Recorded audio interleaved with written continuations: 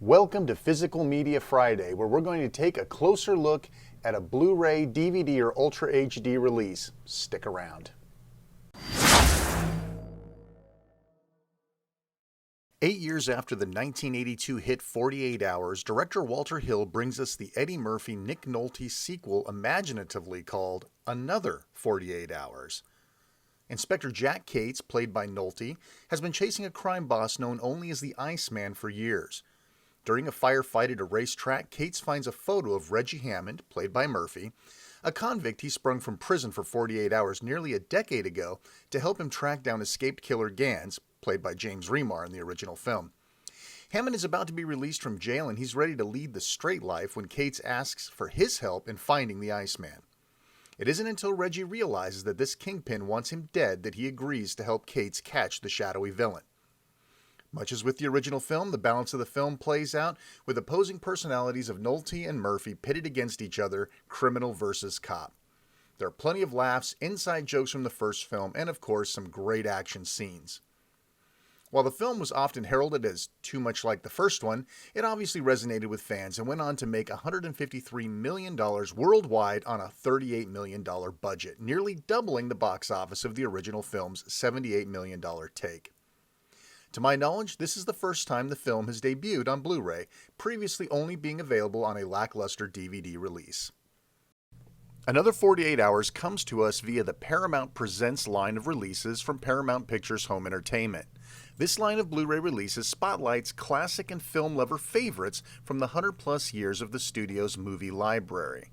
As with the other releases in the line, like the recently released Trading Places here, it has a uniform presentation including the clear disc case and commonly branded slipcover. The slipcover has some identifiable features denoting it as a Paramount Presents, such as the line's logo in the upper left, the movie release year in the bottom right, and the series release number on the spine. This is the 20th release, and Trading Places was the 12th.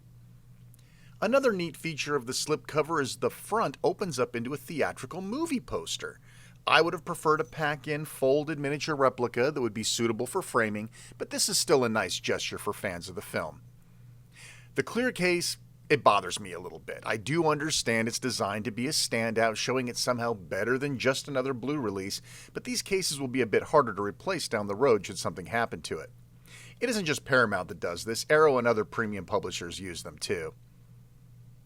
I always immediately replace eco-friendly Blu-ray cases like this one still on Deep Impact with a solid case to protect the inserts. Just happens to be that I missed this one, and thankfully Paramount didn't feel the need to save the environment with the Presents line. Inside we find a digital code redeemable at ParamountMovies.com. I have no idea what service you have to use to enjoy this digital copy, as I rip, store, and deliver my own digital copies of films. The clear case also lends itself to being transparent, allowing you to see the backside of the case slip-in cover, which is actually rather attractive. The disc itself follows the Presents line look and feel, with half of the disc being a color still from the film, along with the actual film logo at the bottom. I love the fact that they took the extra step to use the official logo in fonts and not some generic-looking title in fonts. And that's it. No booklets or movie-specific insert cards. It is simple, attractive, and respectful to the property and the buyer by paying attention to the little things that count, and that works for me. Would I have liked a little production booklet or interesting card inside? Sure, but I've seen far worse disc conveyances than this, and I'm pleased Paramount at least went some of that extra mile for the fans. The 1990 film was released on Blu-ray on July 6, 2021 at the MSRP of $24.99. The video is MPEG-4 AVC at 1080p resolution with the original film's aspect ratio of 1.85 to 1. On the disc, the film clocks in at about 29 gigabytes, making this a BD50 disc. Windows identifies the bit rate of the video at 43,690 kbps. Audio is presented in English via Dolby True HD 5.1 and in German, French, and Japanese in Dolby Digital 2.0. Subtitles are available for English, English SDH, French, German, and Japanese. Struck from a new 4K film transfer, this 1080p presentation looks great. Some of the catalog titles receive very poor releases, but this is not one of them. Audio is remarkably good as well, being well balanced and clear. Sometimes when you have Dolby Stereo audio upmix to 5.1, it doesn't always work out. In this case, they did a great job.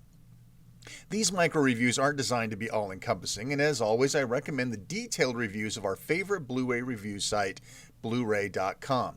I'll include a link to their review in the description below. While Paramount treated the film itself excellent, it cannot be said the same for the extras. The original DVD had no extras to mention outside the theatrical trailer, and I believe that exact trailer in standard definition has been directly ported here. Fortunately, we get a brand new 14-minute and 30-second high-definition filmmaker focus featurette with director Walter Hill, which I rather enjoyed. As always with these micro reviews, I'll answer the important question: do I still have to keep my original release on disc? For those upgrading from the DVD, this is a direct replacement. You won't miss anything retiring that original standard definition release, and you get the new featurette as a bonus. I'm thrilled we finally get this sequel on Blu-ray. It's a bit thin in the extras department, but the treatment of the film is what overall counts, right? And Paramount did the fans a great service bringing it to us.